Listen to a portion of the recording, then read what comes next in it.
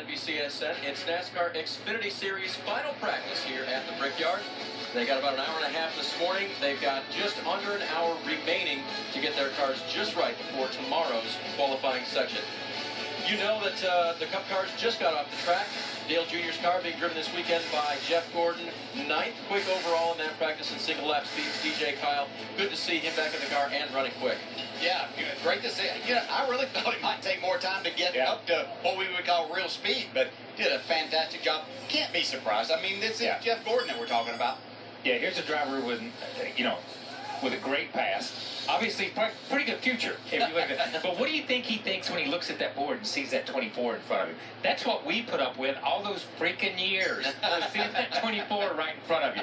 It's like seeing a ghost of who he used to be up in front of him. That's pretty cool. He did a great job in this practice. Jeff breaking down what he saw, what he felt, and getting Greg Ives there to his right, to his left, actually, our right, and seeing what they can put together for their final practice coming up later here this afternoon. Dave Burns, Dale Jarrett, and Kyle Petty with you for Xfinity final practice as we transition to what the up-and-coming drivers are doing in NASCAR these days. They'd hope to be Jeff Gordon one day, wouldn't they? Oh, wouldn't we? Yeah, wouldn't we all? Yeah, Ray Evernham was also down there with all of that. They should have let Stevie out of the booth here so he could go down there and have everybody they'd work with. It's like Throwback Hendrick week up here. We go to Darlington for Throwback Week on NBC. This is like Throwback Hendrick week up here. Group think there at Hendrick Motorsports, and nothing wrong with that. So Garrett Smithley, one of the first to put their car on the track this session. And with just 55 minutes, DJ, I was going to ask you this question. For drivers like Smithley who have never been racing here before at the big track, how important to, even if it's not a full-blown mock qualifying run, how important to take one lap? Because that's all they get tomorrow. Yeah, and that is totally different what you're going to feel with the race car. So get it in that type of shape. Put the tape on it, because the race car changes so much, and the way that you drive it and attack this place with that. So familiarize yourself with that before you go try to do it tomorrow at an important time, because there's not a chance to make up for things if you happen to mess up a little bit. But track time is going to be the most important thing. And that's what I was going to say. For a guy like Garrett Smithley, it's track time. And Dale knows this. This may be the track that is most sun-sensitive, most heat-sensitive, most temperature-sensitive of any place we run. So you're gathering that information. How did this racetrack change from the first practice to the second, from the first of practice to the end of practice?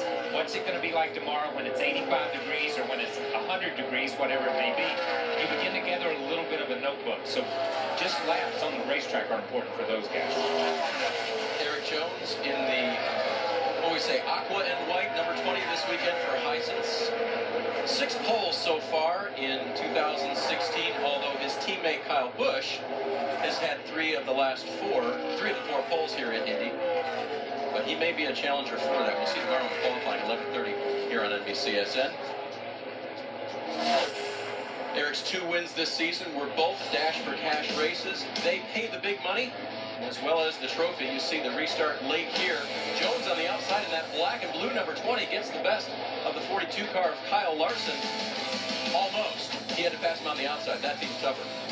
Yeah, and I think on that restart, he had no idea that he was going to get an opening to the bottom of the racetrack there. That probably wasn't in his plan, but he made everything work. Great job. So he beats his teammate, Kyle Busch. He beats Kyle Larson, gets the $100,000 bonus, and then at Dover was able to do that same feat. See, this time the black number 20 has the best of Darrell Wallace Jr. on the restart. Yeah, this one wasn't as nail-biting for him as the other one. He pulls away at the end. But at Bristol, he had to make some things happen. Remember, these guys for the Dash for Cash have to go through that heat race process. You've got to be good in your heat race. You've got to start, keep this thing up front to have an opportunity, and then take advantage, as we saw, of late race cautions to make something happen. That was a theme there, too. High bank, concrete surface. He's pretty good on those, But I would say this. He's going to be a challenger tomorrow on a flat racetrack here, too. Let's check in with Marty Snyder. Guys, in the first practice session, Kyle Busch, you see him tracking his teammate Eric Jones right there, was the fastest car. Actually, that's Daniel Suarez following his teammate Eric Jones. Kyle Busch, though, the other Gibbs car, was the fastest in that practice session.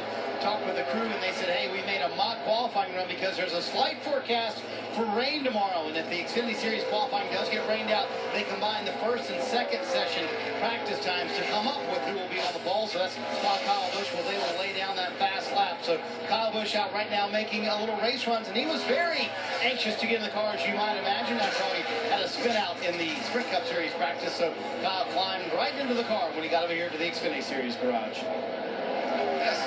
Now you understand why they're hard to beat. Not only are they good, but then they're smart. Or maybe they're good because they're smart. I don't know which it all goes together, it seems like. Kyle's crew chief in this series, Chris Gale, 8 wins this year, 6 of them with this man right here. And then, of course, Denny Hamlin winning as well. Oh, now I've got the 8th one I've lost. It was Sam Hornish at Iowa. Yes. Won the 8th Yes. race in the 18th car. Yes. Here we had practice earlier. Marty mentioned it. Here's Kyle in the red 18 underneath Patrick Carpentier. Not a lot of room there, guys. Not a lot of room. He stuck it down in there. He was a lot faster than Patrick at this point.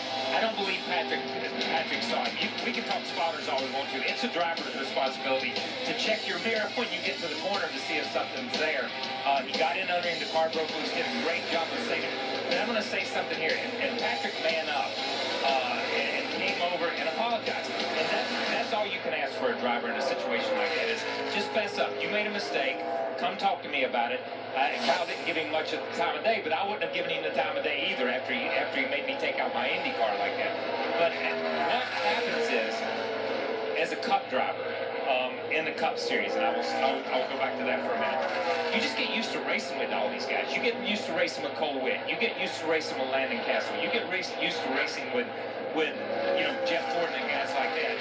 Maybe not Jeff since he's been retired, but then you throw a new guy in there. You don't know whether he's going to go high at the corner or low at the corner. Just like a baseball pitcher, as a driver, you develop a book on who those drivers are and what they do. Yeah, and we talk about how phenomenal he is as a driver. His best driving in that whole incident was not hitting that inside barrier.